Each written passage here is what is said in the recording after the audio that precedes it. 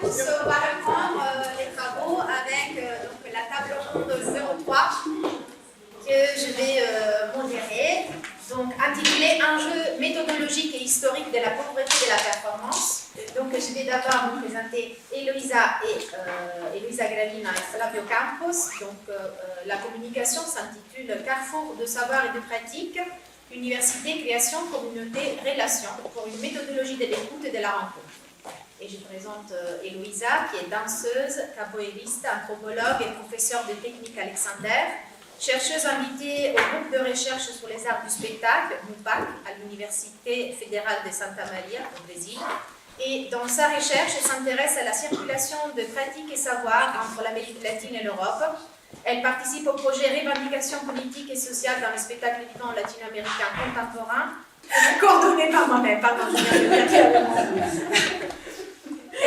Flavio Campos, qui est danseur, chercheur, interprète, directeur de la méthode BPI, professeur, chercheur au département de danse à l'Université fédérale de Santa Maria, et il coordonne le groupe de recherche BPI Process, formation et création en danse du Brésil.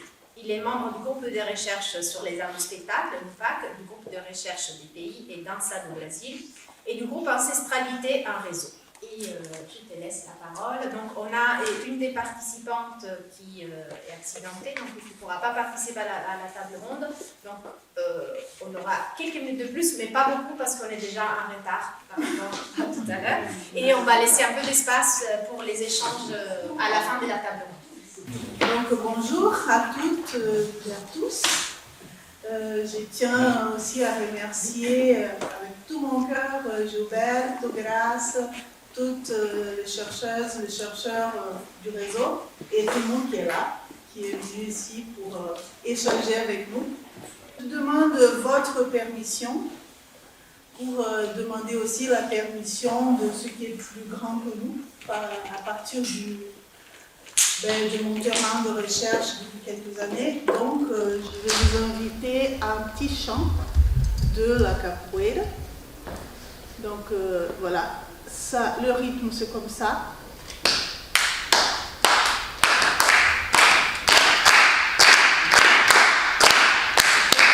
Et du coup, je vais faire le contador. Alors, c'est lui qui est le leader du chant.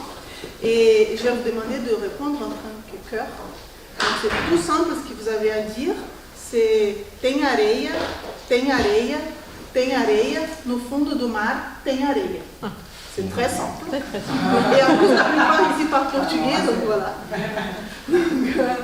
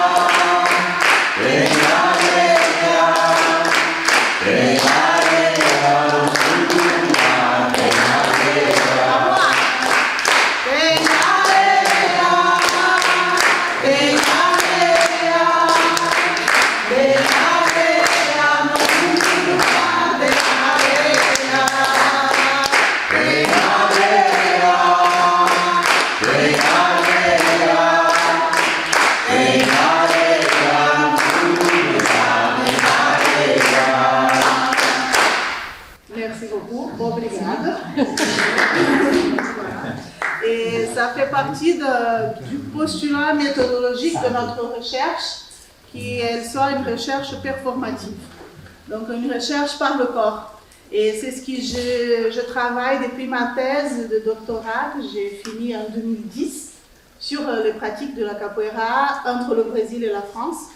Et donc c'était une histoire de construire cette méthodologie de recherche à ce moment-là ethnographique par le corps. Et là, pour cette recherche, on a, on a continué avec ce postulat méthodologique que j'avais déjà emprunté de la danse à l'anthropologie, donc là maintenant en danse, donc les allers-retours de la recherche. Et notamment, on a utilisé la méthode BPI, bailarino, pesquisador, intérprete, en portugais, danseur, chercheur, interprète. Et il s'agit de réfléchir à partir de résonances que le terrain produit dans nos corps, dans nos corporalités. Donc, c'est un postulat que la réflexion, elle se construit à travers et avec le corps et la corporalité et la cognition, et que c'est une unité psychophysique. Donc voilà. Et pour cette communication, pour préparer cette communication, j'étais au Brésil il y a une semaine avec mon collègue Flavio Campos, qui sera bientôt ici présent à travers la vidéo. Donc voilà, on a deux statuts de présence dans cette communication, et plusieurs aussi, peut-être moins visibles. Donc, ce que vous allez voir pendant que moi, je raconte un peu la recherche, Flavio, il va raconter à partir d'un laboratoire de création-investigation. Donc, ce que vous allez voir, ce n'est pas une œuvre aboutie, c'est lui en train de réfléchir dans son laboratoire. Et pour le BPI, ce qu'on fait, c'est qu'on trace au sol un cercle, on rentre dedans avec nos questions et on voit ce qui émerge dans le corps. Et après, on travaille sur ça, bon, c'est des allers-retours. Donc c'est ça, donc, pendant que moi, je raconte un peu. Et il y a autre chose aussi, c'est que quand nous nous sommes rencontrés la semaine dernière pour préparer cette présentation, sur le projet Carrefour de savoir et de pratique, qui est au titre de la communication, et qui a eu lieu dans les années 2022-2023, on s'est rendu compte que pour construire cette méthodologie de l'écoute, de la rencontre, on a pris beaucoup plus de temps que ça. Et en fait, cette construction d'une écoute et d'une rencontre entre l'Université fédérale de Santa Maria et la communauté de Santa Maria, on a pris à peu près 10 ans. Et donc, je vais vous raconter un peu cette histoire de 10 ans, qui est la base méthodologique de ce projet, en 20 minutes. Voilà. Et donc, c'est une présentation qui a un caractère méthodologique, en fait.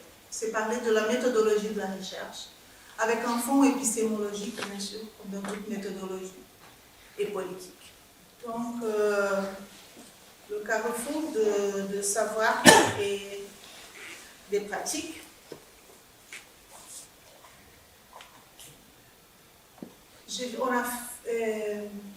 On se posait la question à partir de ce cadre de la pauvreté et performance avec beaucoup d'entre nous, et je remercie énormément tout ce qui a été dit jusqu'ici sur la problématisation du concept même de pauvreté. Et notre question, notre gêne par rapport à ce concept, ce n'était pas parler de la pauvreté elle-même, mais c'était la parole en tant qu'acte performatif. Donc, comment cette assignation de l'autre en tant que pauvre lui donnait une place avec pas beaucoup de mobilité. Et comment dans nos actions, donc il s'agissait dans nos projets de créer des relations entre l'université et les communautés populaires, pauvres de Santa Maria, qui ne soient pas de relations, non, c'est pas ça. C'est des relations qui puissent un peu performatiquement renverser la symétrie qui est constitutive de cette relation. C'est pas la nier, c'est pas dire qu'on est tous égaux, mais c'est vraiment questionner ça et voir quelles actions pouvaient aider à renverser ça, vraiment renverser ce but. Donc,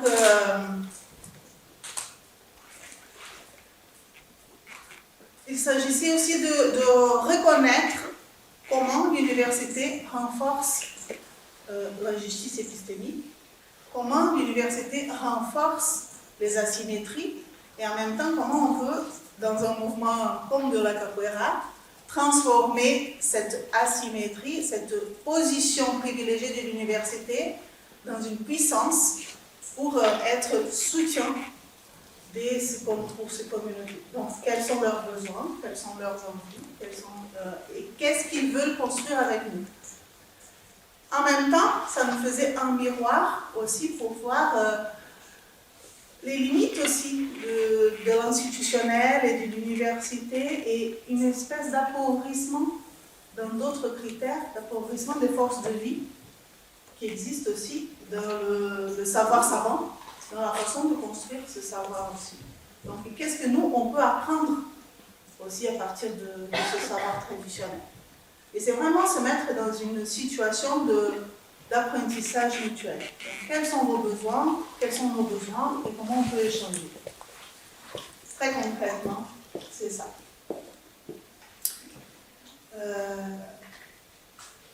Ça veut dire comment on peut co-créer un monde plus juste. Très... Du coup, nous avons envisagé ce projet, Carrefour de savoir des pratiques, et Carrefour, ça fait allusion au mot encruzilhada en portugais. C'est un mot qui est utilisé, beaucoup utilisé dans le terreiro, dans les maisons de religion afro-brésiliennes. Ça veut dire ces croisements de chemin, où ceux qui arrivent, ils se transforment. Et c'est là où on fait aussi les offrandes à Échou. C'est le licha d'ouverture de chemin et de réalisation. On ne commence rien dans une démarche de pratique traditionnelle afro-brésilienne sans demander à échouer.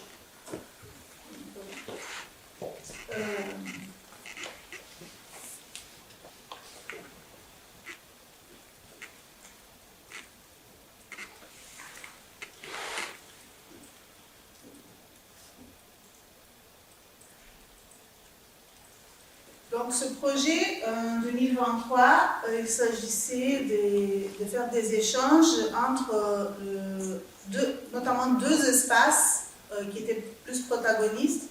Un terreiro de religion, une maison de religion afro-brésilienne, qui est très engagée dans la dynamique sociale de son quartier, qui est un quartier très pauvre de Santa Maria, et un espace à Caçapava do Sul. C'est une autre ville à travers d'une dynamique des géoparcs, comme des parcs nationaux ici. Et ce qu'on a pu faire à ce moment-là, c'était qu'on a co-construit tous les événements en partenariat avec ces espaces-là. Donc il y a eu des choses qui sont passées dans un espace, dans l'autre et à l'université. Là, c'est où on est maintenant. Et on va faire un saut en arrière, à peu près 10 ans en arrière, pour voir comment on est arrivé à ça. Parce qu'il faut dire une chose sur Santa Maria. C'est là une ville au sud du Brésil, réputée comme une ville blanche.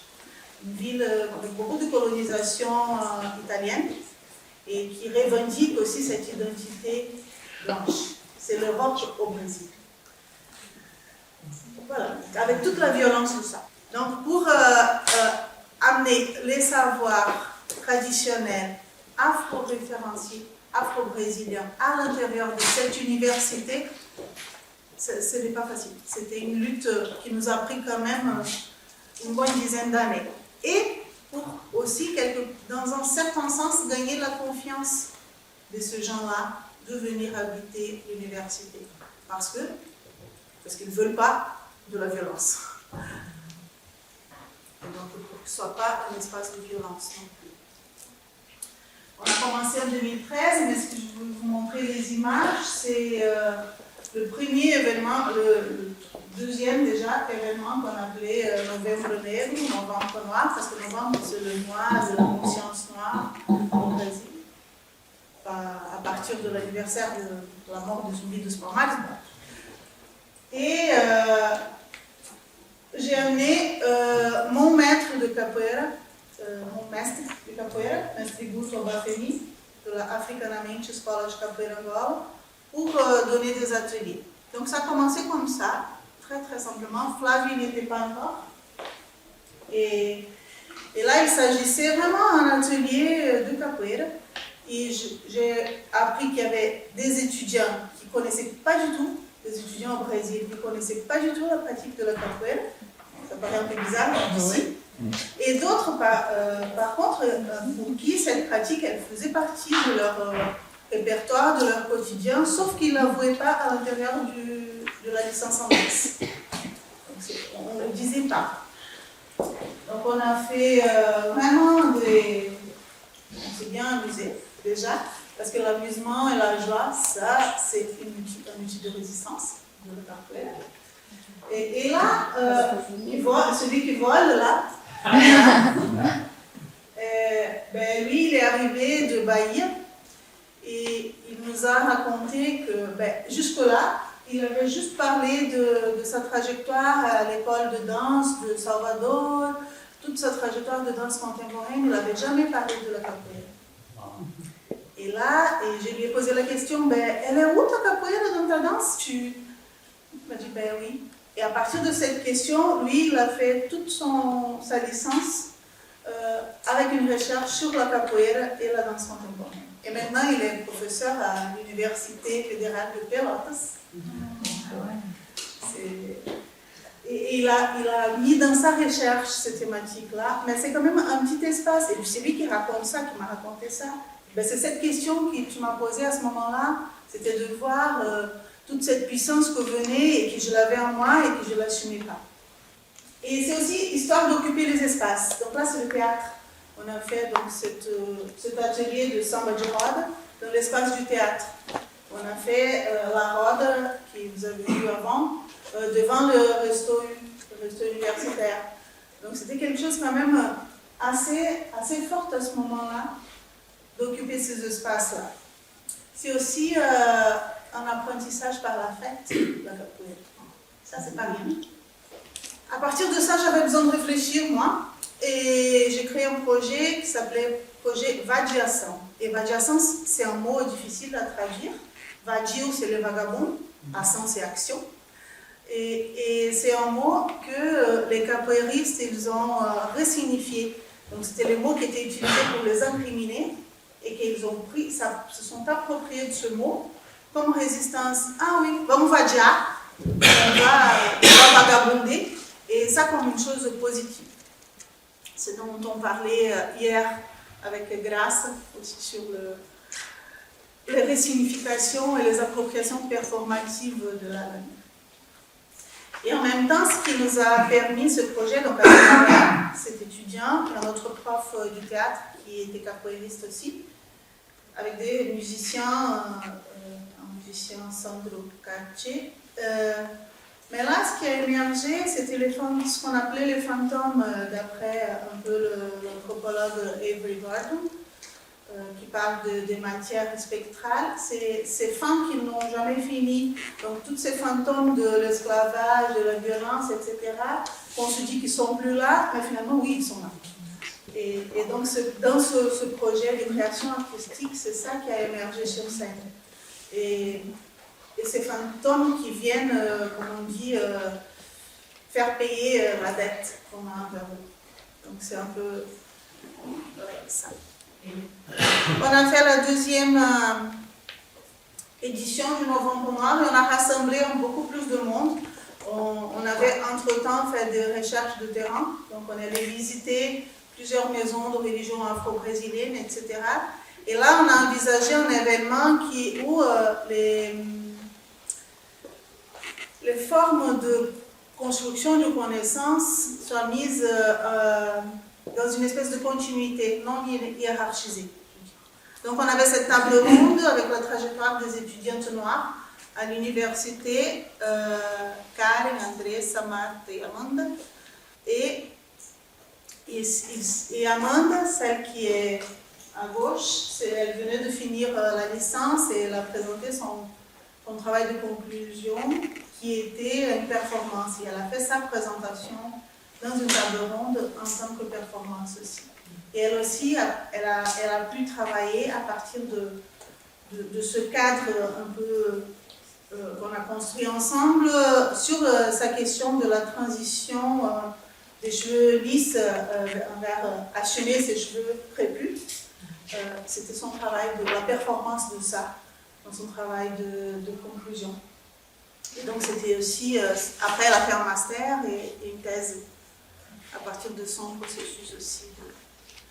On a fait un atelier de danse des orishas en tant que processus de création, en danse et théâtre avec un professeur.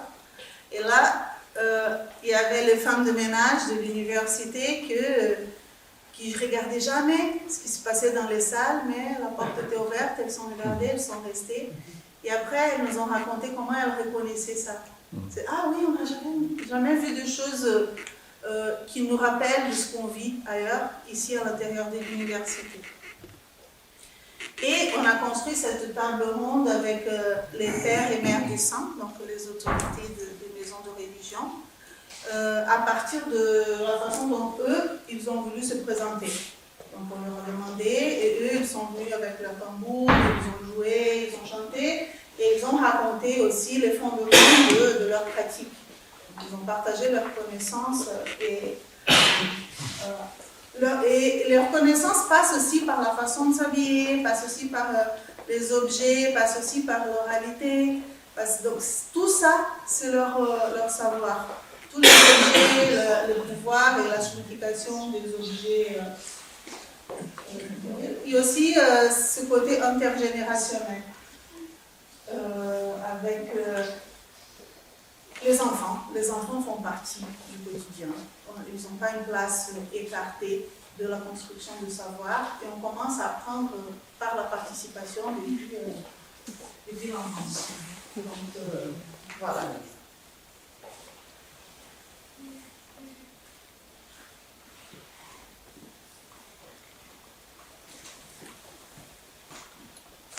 Et on a fait aussi un atelier de samba de roda avec africanamente aussi, Jeanne et Mascotte. Et il faut dire qu'ils viennent de Porto Alegre. Donc ils viennent de Porto Alegre comme Guto. Et donc ils voyagent 350 km. Et ils sont payés. Donc à chaque fois qu'on les invite, on les paye quand même. Et là, ça passe aussi par la musicalité, par l'apprentissage du geste, par l'histoire. Ils ont raconté beaucoup des histoires du samba de roda. Et la joie. Ça passe par la joie. Et j'insiste sur ça, car la joie, dans ces cultures de matrice afro-brésilienne, elle est une force de résistance. Elle n'est pas la fuite, elle n'est pas l'aliénation. Au contraire. La joie, elle permet de se réapproprier de son corps, de son existence. Et voilà, on rigole beaucoup. Ben, vous avez peut-être un peu expérimenté ça quand on a chanté tout à l'heure. Tout de suite, il y a quelque chose qui vient, qui se met en place à l'intérieur de nous. Et bien sûr, on a fini avec une rode du capoeira. Et juste pour montrer la différence, donc la première, on était 3 ou 4, là, ça a rassemblé beaucoup de monde devant le théâtre, et avec plusieurs groupes de capoeira de la ville aussi, qui nous ont rejoints pendant ça. Donc ça, c'était jusqu'en 2018-19, et je vais juste vous dire que tout ça, tous les étudiants qui avaient participé de ça, les 5 qui ont fini leur licence en 2019, on a fait le spectacle qu'on appelait Manade. Il n'y a pas une bonne traduction en français non plus parce que troupeau, ça ne fait pas le même effet. Manade a une force, je ne sais pas, pour moi, dans mon expérience, il y a une force où troupeau, ça me fait un truc un peu plus, je sais pas. Et juste pour très brièvement, ce qu'on a traité dans ce spectacle, c'était tout ce qui était invisibilisé dans leur trajectoire à l'université, mais avant aussi. Donc l'ancestralité indienne de cette fille qui a été élevée en tant que descendant d'Italiens, sauf que son grand-père qui était amérindien et dont on ne parle pas. ce garçon qui a travaillé toute la question d'être un homme noir à Santa Maria, à travers la capoeira et le hip-hop. Ce garçon qui a travaillé la question d'être homosexuel, donc d'être gay, dans un centre de tradition gauchas, ce qui n'est pas rien. Si vous connaissez un peu la danse traditionnelle du Rio Grande do Sul, c'est très macho. Donc, il a travaillé ça. Et la prochaine, c'est une fille trans qui voulait toujours être la reine de la bataille de carnaval, parce que son père il avait un bloc de carnaval, sauf qu'elle ne pouvait pas parce qu'elle était un garçon à l'époque. Et donc elle a été la reine de la batellier, et on a mis la batellier de l'école de samba de la ville sur scène, pour qu'elle puisse... voilà. Donc ça a mobilisé vraiment un truc. Et Nylon, qui justement a travaillé toute son identité en tant que femme noire, elle faisait beaucoup de danse classique, elle n'avait jamais osé faire autre chose que la danse classique, et là, elle a trouvé l'espace pour parler de sa condition de femme noire à Santa Maria et dans l'université. Ça a été un grand succès, on a occupé un espace qui était fermé depuis 9 ans, on a fait la réouverture de cet espace avec 500 personnes au public. C'était un grand événement, c'est la première fois, une cursus de danse, une licence en danse avec un public de 500 personnes. C'était un grand succès. On avait aussi des musiciens sur scène. Venue aussi la personne qui est la chef d'orchestre, c'était une femme noire aussi, qui a rassemblé des musiciens de partout. Et après, quand ils sont sortis de l'université, on a demandé des subventions pour continuer la recherche. On nous a dit non. Ils ont demandé des subventions juste pour l'édition des vidéos, etc. On nous a dit non. Et c'était le premier projet que je me suis fait refuser à l'université. Je pense que c'est pas rien, quand même. Quand on touche à ces fantômes dans une ville comme Santa Maria, ça prend la place, ça a du succès. Peut-être qu'il faut les silencier vite. Peut-être ça fait peur. Voilà. Et bon, pour réfléchir, quand on était... je vais passer ça. Je vais vous laisser juste la petite fin. Pour réfléchir, quand j'ai déménagé en France, comment continuer avec Flavio. On a encore une fois dû danser ça. Et c'est là qu'on a créé les projets Carrefour de savoir et des pratiques, qui va être présenté par Flavio dans toute sa splendeur en mai à Porto Alegre. Donc c'est une recherche en processus. Et j'aimerais bien, si vous avez des questions au moment du partage, mais aussi ou après, ça peut être au moment du café, d'avoir vos résonances, parce que comme c'est un processus vivant et en cours, vos résonances sur ce qui vous a fait cette expérience. Merci beaucoup.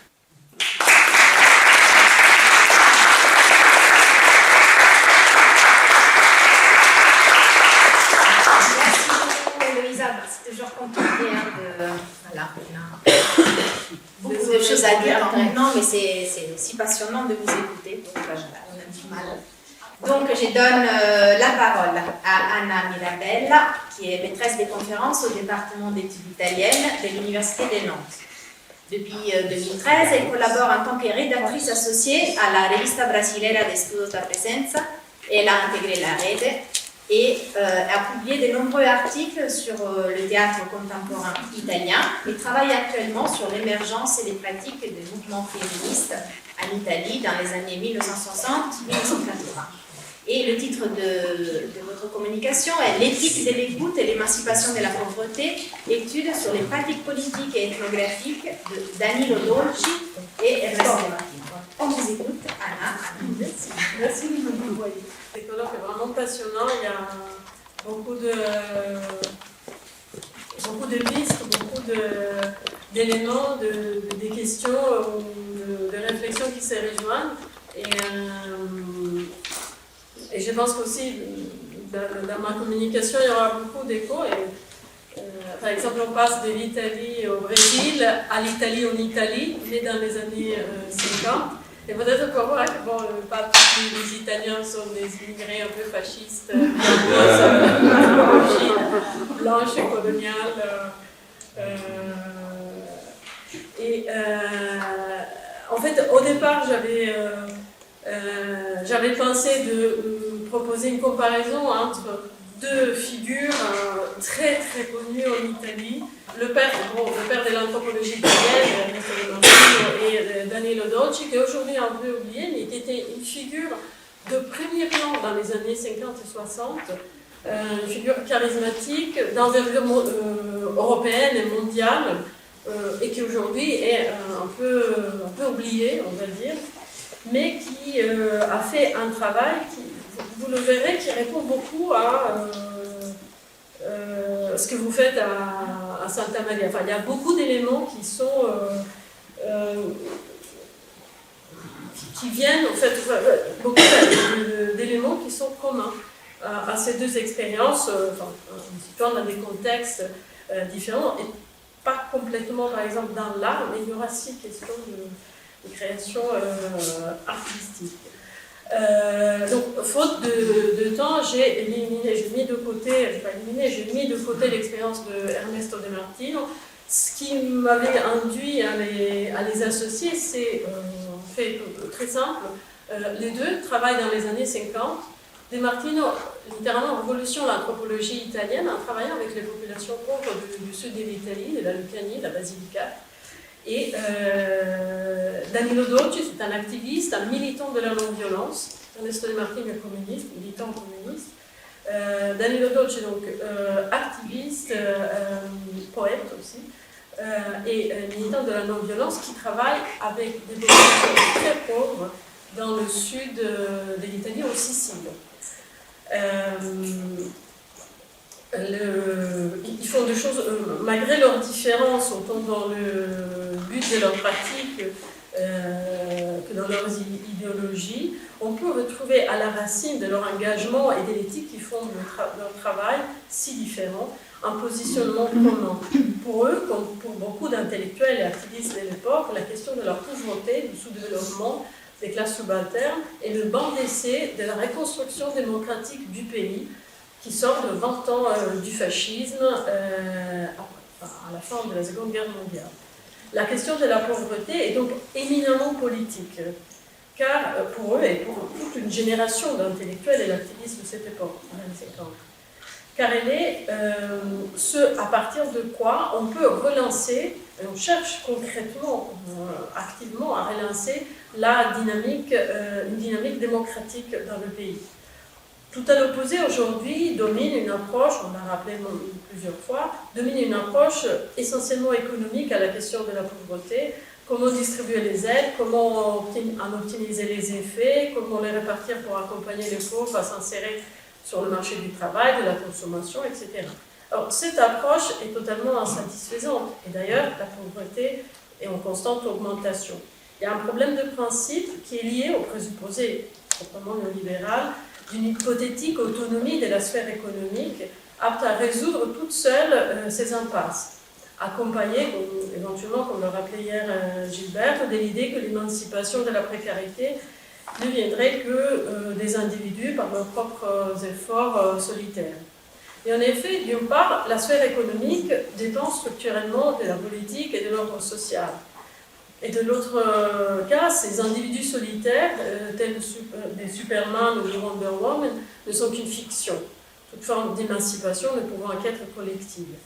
Alors, sortir de la pauvreté, ou d'ailleurs y rentrer, ne relève pas seulement de l'économie et de l'individu, mais bien du politique, du lien social.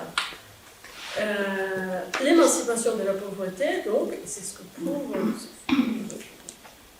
cet auteur, relève d'une capacité à penser et à structurer autrement le lien social. Assumer cela signifie donc penser un autre ordre politique, économique et social que celui du néolibéralisme, responsable justement de l'accroissement de la pauvreté. Cela ne me semble pas à l'ordre du jour. Par contre, au lendemain de la Seconde Guerre mondiale, la recherche d'un nouvel ordre social, politique et économique était bien à l'ordre du jour et dans une grande partie du monde. Que ce soit les pays en décolonisation, les pays qui se convertissaient plutôt autoritaires au régime communiste, ou des régimes qui revenaient qui passaient régimes totalitaires, autoritaires, à des régimes démocratiques, comme l'Italie, dans les années, après les années du fascisme.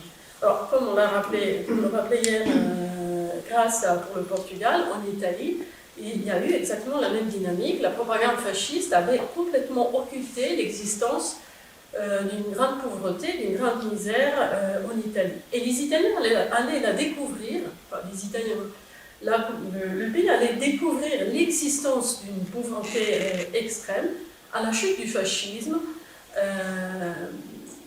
En plus, cette pauvreté avait ultérieurement augmenté pendant la guerre. L'Italie, je le rappelle, avait été théâtre de guerre pendant la Seconde Guerre mondiale entre 1943 et 1945. Donc, destruction, appauvrissement, famine, des problèmes gigantesques que les Américains, les soldats américains, vont découvrir avec un énorme étonnement au moment du débarquement en Italie, en Sicile, en 1943. Comment découvrent les Italiens cet état de pauvreté? Il y a une énorme mobilisation dans l'après-guerre de la part d'activistes, d'intellectuels. Les arts jouent un rôle très important. On songe au cinéma néoréaliste, La Terre tremble de Visconti, ou les films par exemple de Rossellini, ou tant d'autres films de la mouvance néoréaliste. À la littérature, Ignazio Silone Fontanaro.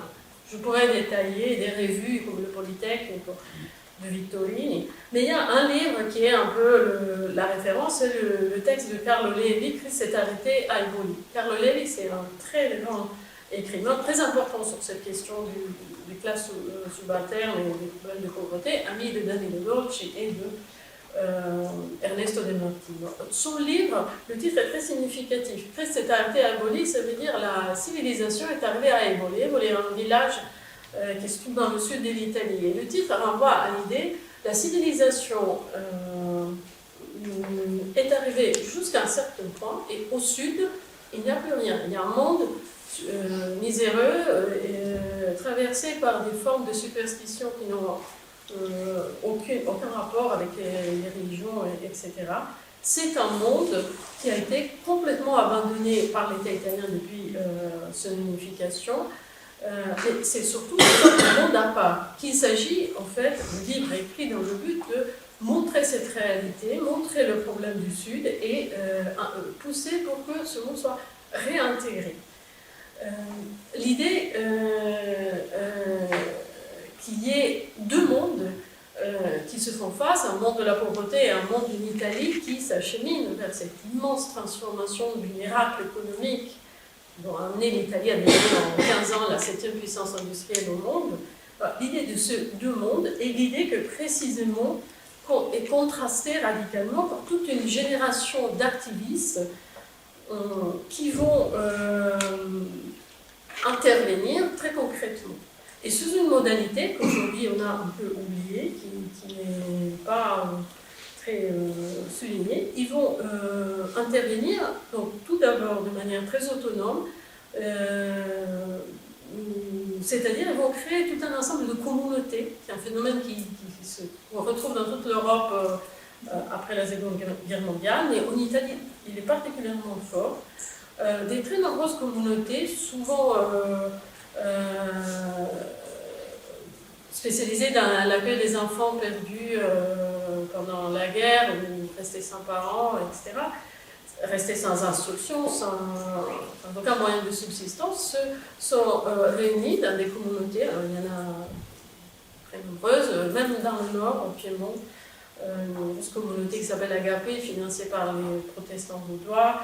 Il y a le travail des catholiques dissidents par rapport à l'église officielle, dont Milan, dont Zerati, qui a Do Capitini en Hongrie,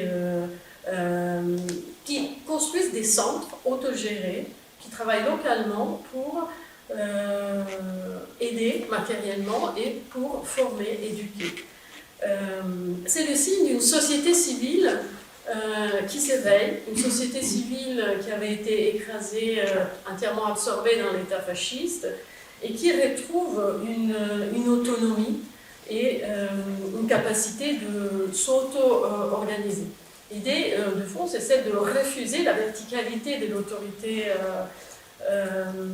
imposée sous le fascisme, et de laisser que la société civile s'exprime et s'auto-organise. Il y a aussi évidemment là l'urgence de faire quelque chose.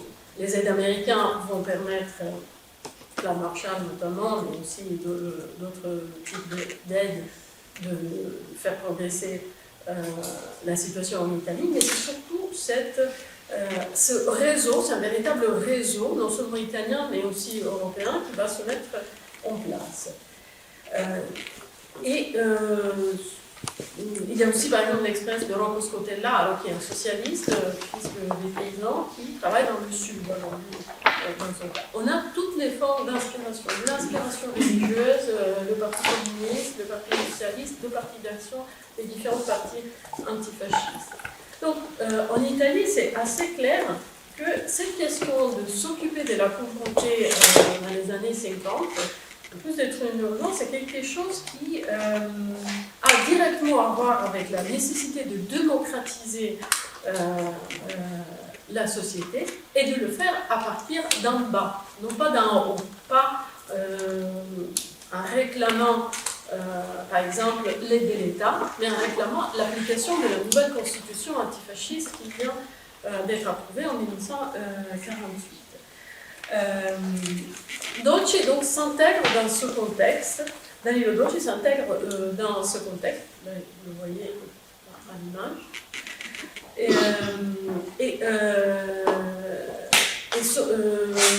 j'insiste sur un point, c'est une figure très charismatique qui s'est fait très rapidement une renommée internationale. Il a été 9 fois nommé pour le prix Nobel pour la paix, il a reçu différentes reconnaissances universitaires, l'arme honoris causa à Berne pour la pédagogie, puis ensuite en 68, puis à Bologne, une autre l'arme honoris causa. C'est juste pour vous donner rapidement une idée du personnage. Qui était-il? Alors, tout d'abord, Dolci naît près de Trieste, dans le nord-est de l'Italie, d'une famille modeste. Il est antifasciste. Et il entreprend, après la guerre, il entreprend des études d'architecture à Rome puis à Milan. Et déjà à Milan, il commence à travailler dans les scuole serali, les écoles après le travail destinées aux ouvriers de Milan. Donc, premier engagement. Au moment où il est en train d'obtenir son diplôme, il change complètement de parcours, il abandonne ses études et il rejoint une de ces communautés dont je vous avais parlé, la communauté des nomades, fondée par un prêtre, Zeno Saltini, à Fossoli en Émilie-Romagne. C'est une sorte de communauté qui a surgi dans un ex-camp de concentration nazi-fasciste et qui abrite 3000 orphelins et adultes victimes de la guerre et de la misère. Il reste dans cette communauté autogérée, il va essayer d'en fonder une autre, mais ça ne marchera pas. La communauté est soutenue dans un premier temps par le Vatican, après ils comprennent que bon, ce prêtre, il n'est pas vraiment orthodoxe comme dirait l'Église catholique, et donc ils font tout pour fermer ce centre. Il y aura toujours cette confrontation, je ne vais pas trop insister, mais il y aura toujours une confrontation prétendue entre l'État et ces communautés, en particulier les Dolci. Donc, Dolci, au bout de 2 ans, il considère que cette expérience de Domanellia est concluse pour lui et surtout qu'il cherche un projet politiquement beaucoup plus ambitieux. Et donc, il décide de s'installer à Trapeto, un tout petit village dans le sud, à 40 km de Palerme, sous la côte, un village de 25 000 habitants, marqué par une misère absolument choquante, sous l'emprise du banditisme, qui est un phénomène en train de décliner, au profit de la mafia, qui par contre est en train de se réaffirmer après avoir été au digne sous le fascisme. C'est là qu'il commence son œuvre. Quand je vous parle de misère choquante, on peut la lire dans les plus nombreuses enquêtes qu'il va publier, on parle d'absence d'eau courante, pas d'électricité, les maisons sans fenêtres, pas d'égout, pas de poubelles dans les rues, manque d'hygiène, maladies infectieuses de toutes sortes, des enfants nus dans les rues, enfants pleins de vermine, c'est un truc assez impressionnant, les descriptions sont impressionnantes. Un taux d'analphabétisme de 57%, Sur 5000 enfants en âge d'aller à l'école, 2600 sont inscrits à l'école, 15% de ces 2600 abandonnent après la première année d'école primaire.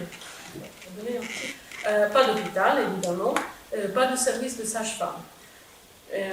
Donc, dans cette situation, un jeune homme du Nord débarque, plante sa tente et se met à discuter et à aider un peu les pêcheurs de ce petit village. Et il dit, je suis venu ici sans avoir un programme, sans savoir quoi faire. Je suis venu pour poser des questions et comprendre ce dont les gens avaient besoin. Tout est un peu improvisé, y compris par exemple une première action qu'il mène, une grève de la faim, à l'occasion de la mort d'un enfant par malnutrition. On a du mal à l'imaginer aujourd'hui, en Italie, on mourrait de malnutrition en 1950. Cette grève, évidemment, elle est liée à ce qui va mûrir progressivement en lui son adhésion à la non-violence, aux méthodes de lutte de la non-violence. Il s'installe donc, ce qui va engager toute son existence. Tout d'abord, il apprend le sicilien. Vous imaginez bien que quelqu'un qui vient de Trieste ne pouvait pas tout simplement communiquer avec les gens sans parler la langue locale. Mais il engage toute son existence, et c'est important pour comprendre comment il gère cette question dont on discute depuis des jours, de la dissymétrie entre celui qui vient, entre guillemets, pour aider, pour faire quelque chose, et le monde dans lequel il va s'intégrer. Donc, il apprend le sicilien, ça c'est pas compliqué, mais surtout il épouse la veuve d'un pêcheur qui avait 5 enfants, il en aura 5 autres. Et il va entièrement être absorbé par cette expérience jusqu'à brouiller les frontières entre existence, travail, vie privée, vie publique. Il a adopté une sorte de stature un peu sacrificielle, on va le reprocher. Ses surnoms, le sang sans auréole, ou le Gandhi italien. Bon, le Gandhi italien, c'est pour la non-violence, mais Aldous Huxley, il va l'appeler le nouveau Saint-François. C'est clair que Dolci a une claire, c'est pas un athée, il a une inspiration religieuse, dissidente par rapport à l'Église catholique, avec qui il aura les plus puissants contentieux qu'on puisse imaginer, notamment avec l'évêque de Palerme. Cette inspiration chrétienne se conjoint à son adhésion donc, à l'idéologie de la non-violence et à la pratique de la non-violence. Alors, qu'est-ce qu'il va faire dans ce village? Comme on l'a rappelé, la pauvreté étant multidimensionnelle, son action est multidimensionnelle, multidirectionnelle. Je vais juste rappeler rapidement quelques... Peut-être en ordre, pas trop en ordre chronologique, mais la première chose, c'est une série de grèves. La méthode de la grève de la faim, on a évoqué la première grève qui lui permet tout de suite d'obtenir un financement. Ce qui est réclamé, c'était un financement pour améliorer les conditions du village. Il va obtenir l'argent, et avec cet argent, il va fonder un premier centre qui s'appelle Borgo di Dio. Alors, ça, c'est des images juste pour vous donner une idée de Trappeto. Ça, c'est pas le de Monte Carlo, c'est un village à côté. Peut-être après, on pourra dire beaucoup de choses sur ces images. Peut-être on verra, ça, c'est des pêcheurs de Trappeto. Alors, première chose, il va créer un centre, Centro Borgo di Dio. C'est un très grand centre qui va faire construire en faisant appel à des architectes, à des urbanistes. Ils travaillent tous de manière bénévole, mais ils sont les plus grands architectes de l'époque et qui vont contribuer à son action. C'est un centre d'accueil pour enfants, les enfants de parents incarcérés ou tués des assassinats. Et dans ce centre, il va commencer à proposer des activités de scolarisation, d'alphabétisation, d'accueil, et puis ça devient progressivement un centre de conférences ou différentes activités. À ce centre vont s'ajouter d'autres centres au fur et à mesure, tout au long des années 50 et 60, qui vont être plus centrés sur des questions d'ordre économique. Le Centre d'études et d'initiatives pour le plein emploi est créé à Partigny, juste à côté, en 1959. Il le crée, celui-là, avec l'argent obtenu, avec l'argent du prix Lénine pour la paix, qu'il obtient en Union soviétique, évidemment, en 1959. Lui qui n'était pas communiste et qui le dira bien, il obtient ce prix, et donc avec l'argent, il va construire un autre centre d'études, et il y aura un troisième grand centre d'études, c'est le Centre international pour la planification organique. Alors, il va constituer dans toute cette région, dans la côte occidentale sicilienne, un réseau de centres qui travaillent localement, qui sont enracinés sur le territoire, où viennent collaborer économistes, agronomistes, toutes sortes de spécialistes pour développer, pour créer du travail, pour développer l'agriculture, c'est la première activité en Sicile, pour construire par exemple des digues, faire en sorte que les agriculteurs aient de l'eau et donc ils puissent cultiver et donc travailler. Donc il y a cette première... il y a cette dimension de créer des centres, où les centres fonctionnent avec des bénévoles qui affluent de toute l'Europe.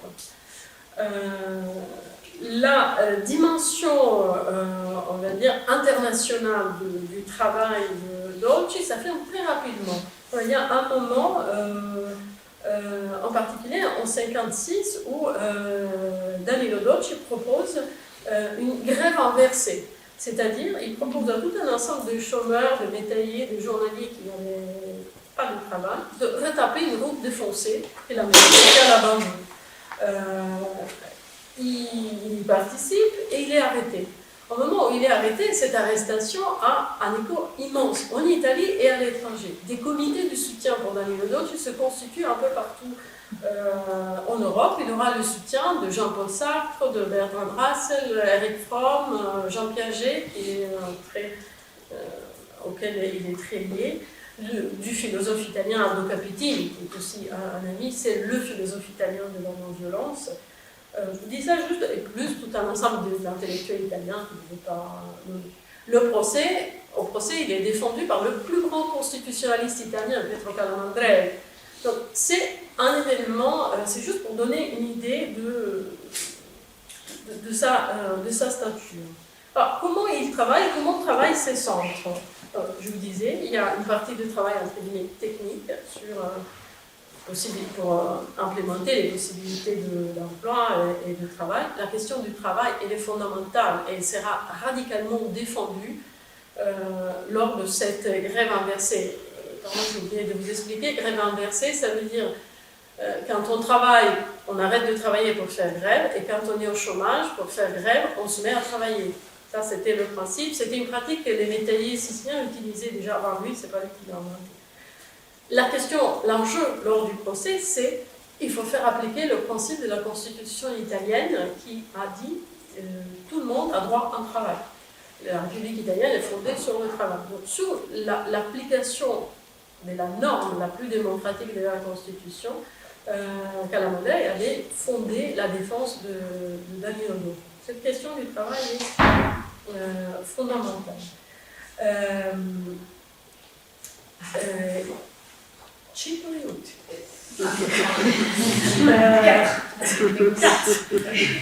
Donc, alors je vais assez directement, un peu plus rapidement.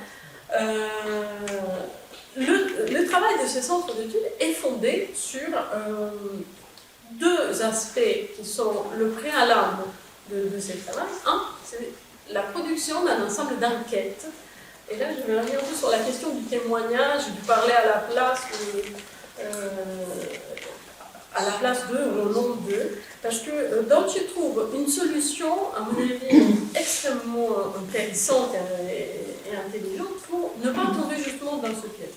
Les enquêtes qui sont faites par des enquêteurs, par lui-même, par des bénévoles, pardon, par lui-même, par des sociologues, par les bénévoles qui circulent dans ces centres, elles sont constituées en deux parties.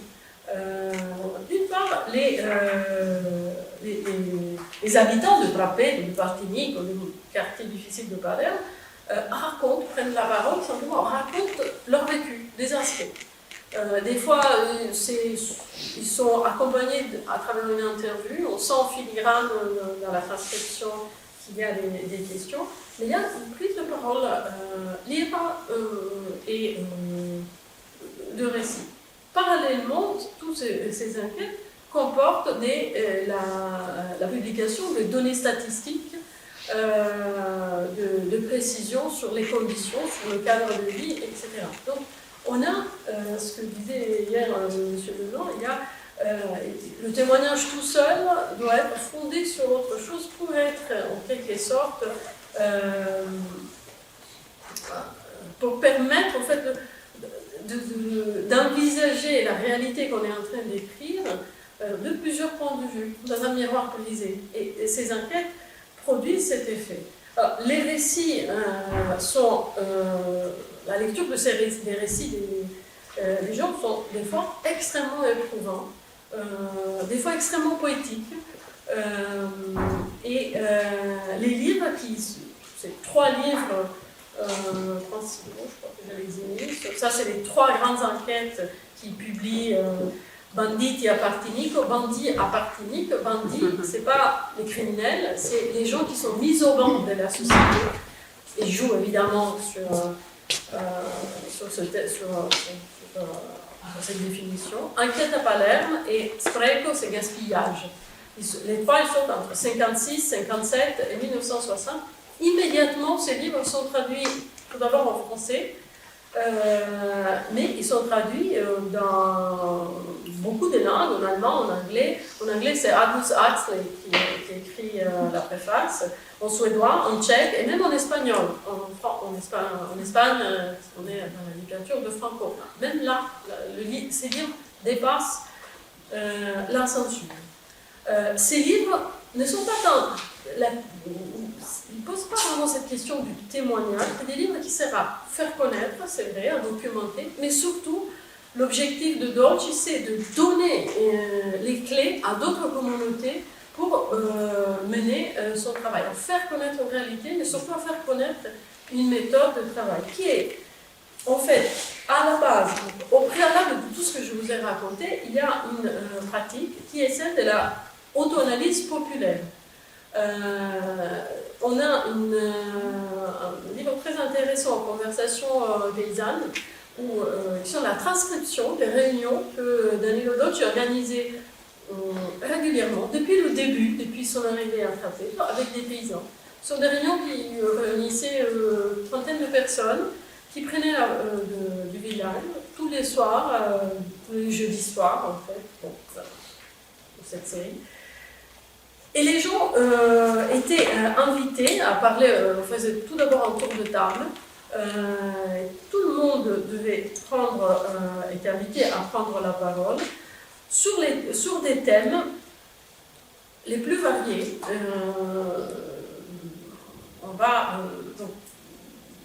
dans la transcription d'un cycle de ces réunions, on a les sujets qui sont traités, sont par exemple le cas d'un enseignant qui demande une fausse attestation. Qu'est-ce qu'il faut faire? Il faut la lui donner ou pas? Et donc, chacun dit ce qu'il pense. Mais les thèmes, ça peut être qu'est-ce que la planification? Est-il bien de tuer? On dit qu'on a lancé une fusée sur la Lune, qu'en pensons-nous? Comment doit être un homme? Comment doit être une femme? Comment on élève les enfants? Si quelqu'un est appelé à la guerre, doit-il y aller? C'est toutes les questions, en fait, sont discutées d'une manière très simple, très intuitive. Danilo Dolci ne fait jamais de synthèse. La question n'est pas de faire des synthèses, n'est jamais de poser une vérité, même s'il appelle cette méthode aussi, après, va l'appliquer à l'éducation maïeutique. Et c'est pas une maïeutique socratique, c'est une maïeutique réciproque.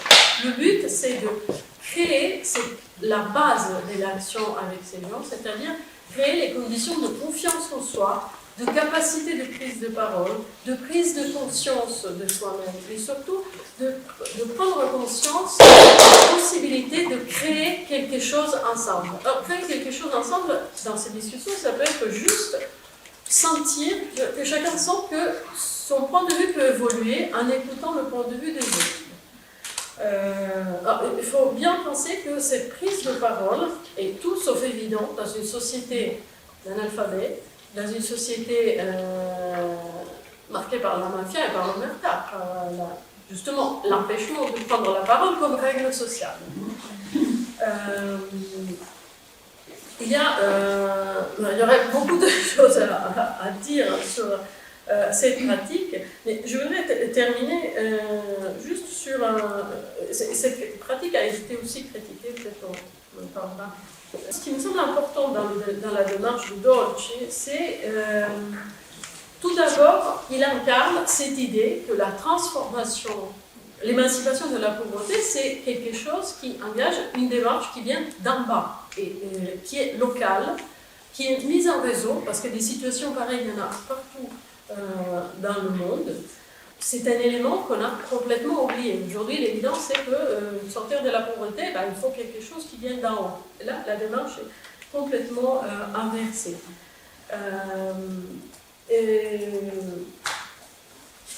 La question migratoire est parlante. On pense que la question migratoire doit être résolue au niveau de l'Europe.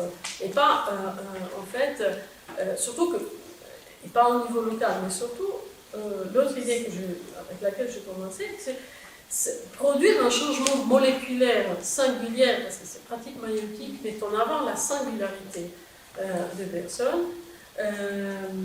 C'est l'idée que le changement puisse venir du bas et de la valorisation singulière, c'est une idée que nous avons en gros perdue. Autre idée que nous avons perdue, c'est que, comme je le rappelais dès le départ, c'est l'idée que la transformation de la société, donc la résolution de ce problème, vient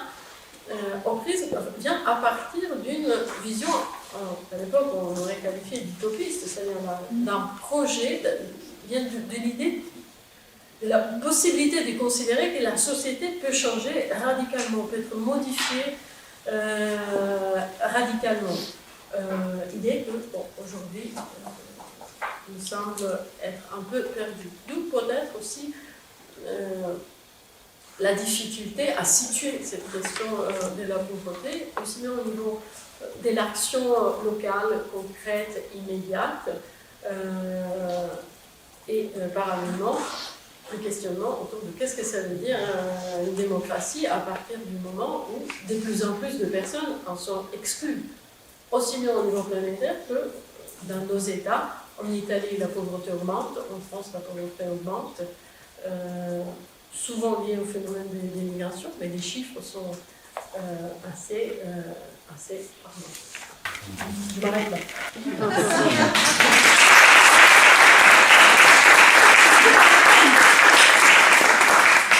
Merci beaucoup Anna Mirabella. J'invite Eloisa Gravina et Flavio Campos par son esprit à nous rejoindre ici.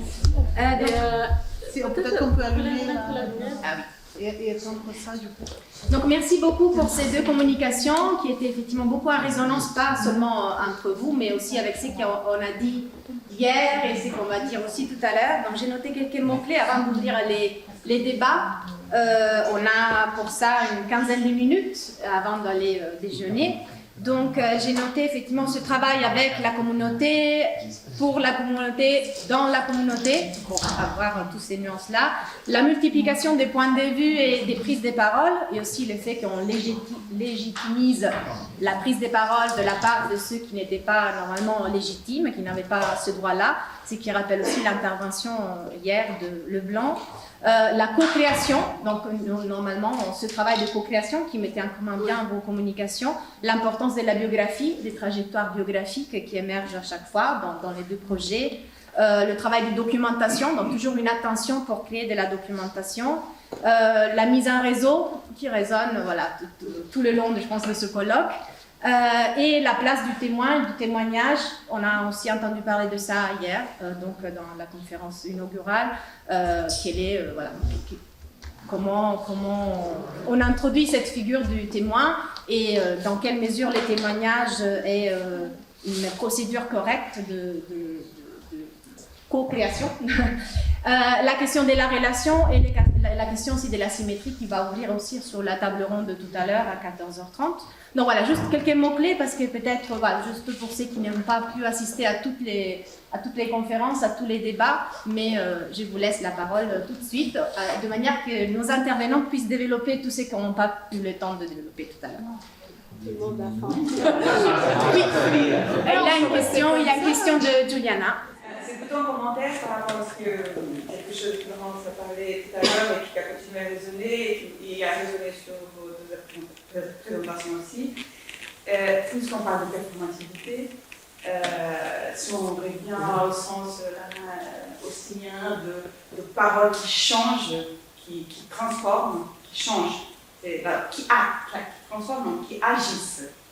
Donc, la parole émancipatrice qui agit sur soi et celle des autres, des porte-paroles qui peut-être agissent sur le monde, qui aident ceux qui agissent et qui changent. Et du coup, je voulais juste initier votre présentation sur les deux et voir cette connexion entre vous, en tant que professeur, enseignant à l'université, qui arrive à promouvoir ces connexions et transformer l'université,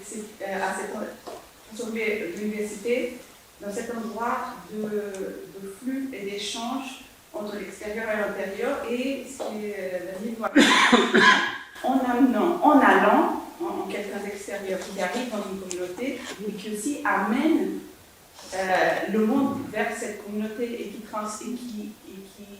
d'une certaine manière, crée ces flux entre le petit monde de la communauté et le grand monde en fait. Et qui pour cela aussi c'est le succès un peu. Je pense que c'est une des clés aussi pas le succès, c'est pas le bon mot, mais des expériences qui sont puissantes en fait, qui ont un pouvoir de changement et de puissance.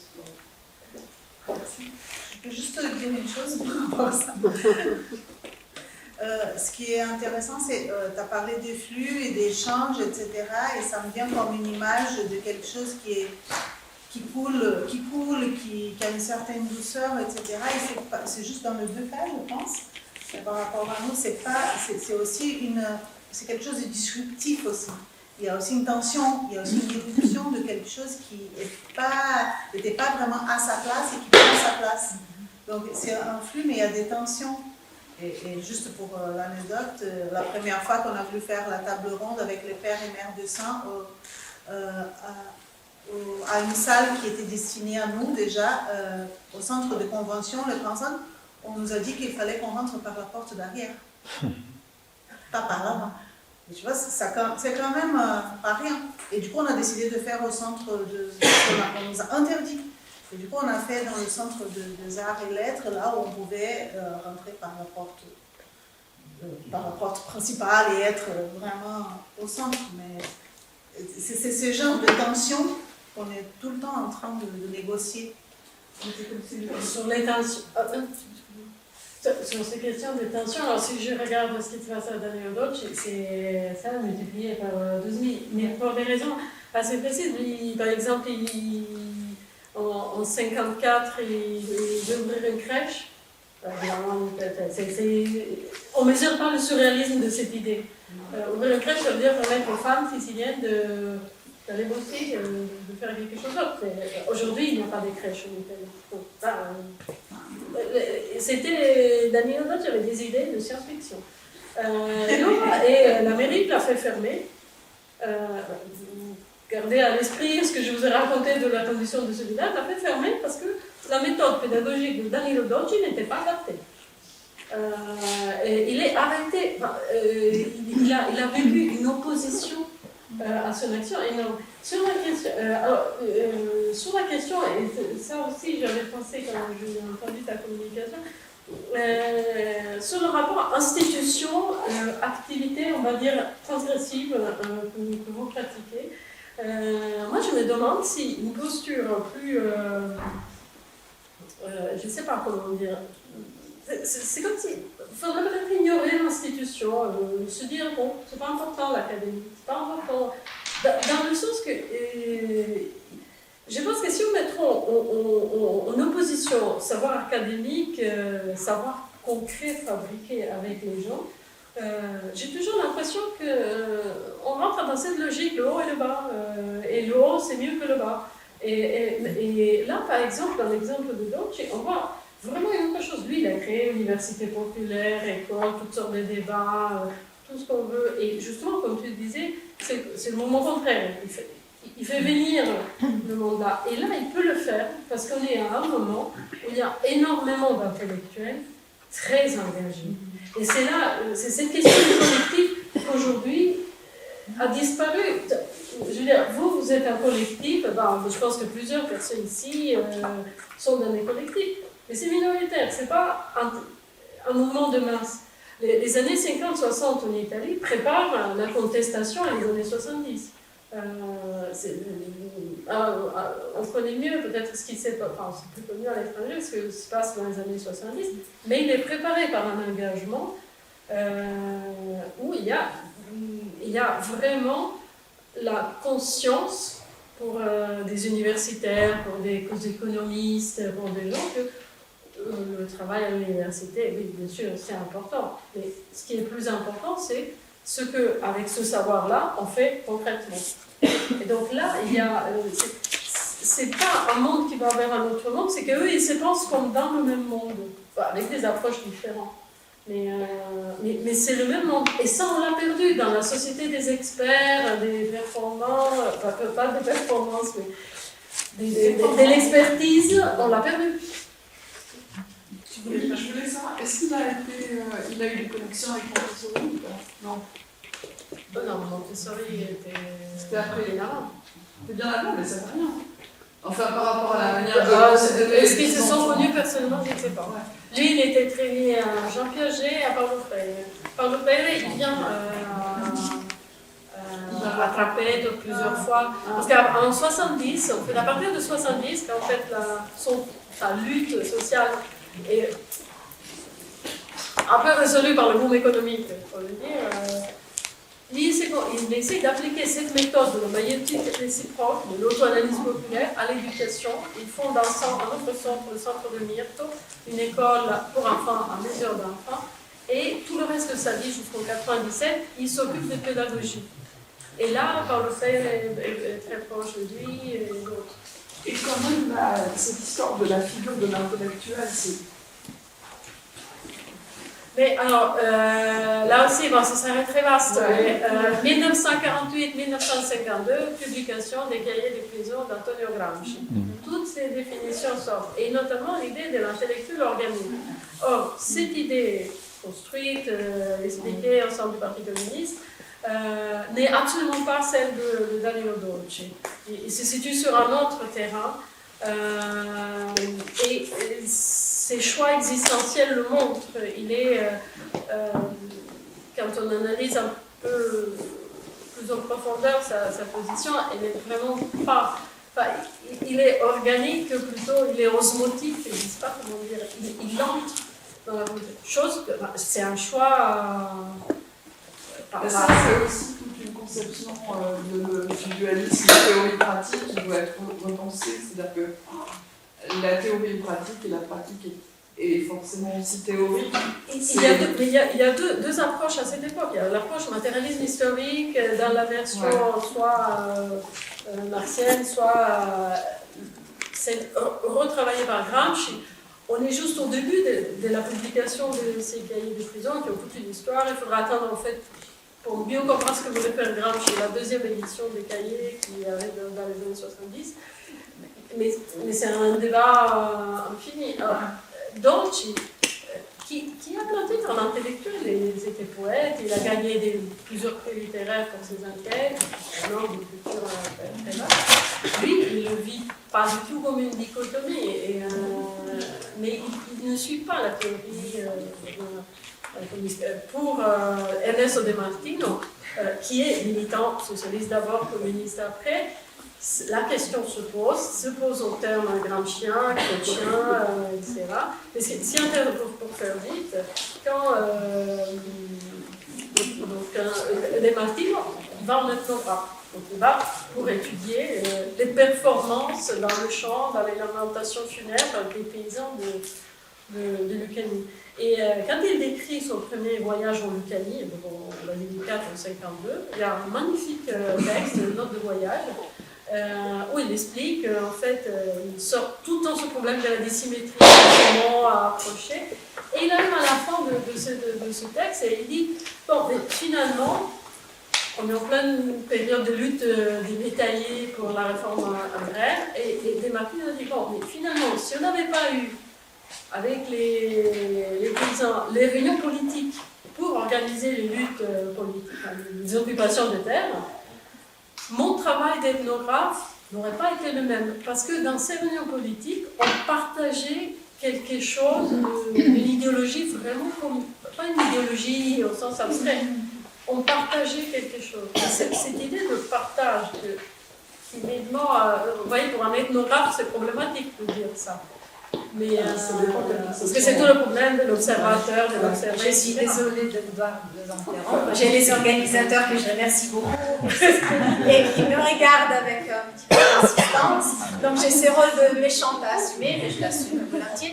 Donc j'invite tout le monde à continuer les échanges, à poser des questions aux intervenants. Je remercie encore une fois Anna Mirabella, Eloisa Gravina et Flavio Campos. Et donc bon appétit tout le monde. Il faut libérer la salle et on se retrouve. Libérer la salle, c'est qu'on nous attend quelque part. Ah d'accord. Donc on nous attend quelque part et on reprend à 14h30 ici. Merci beaucoup.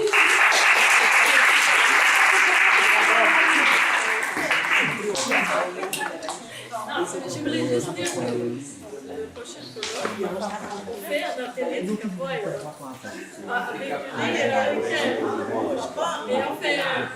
J'ai déjà une idée pour.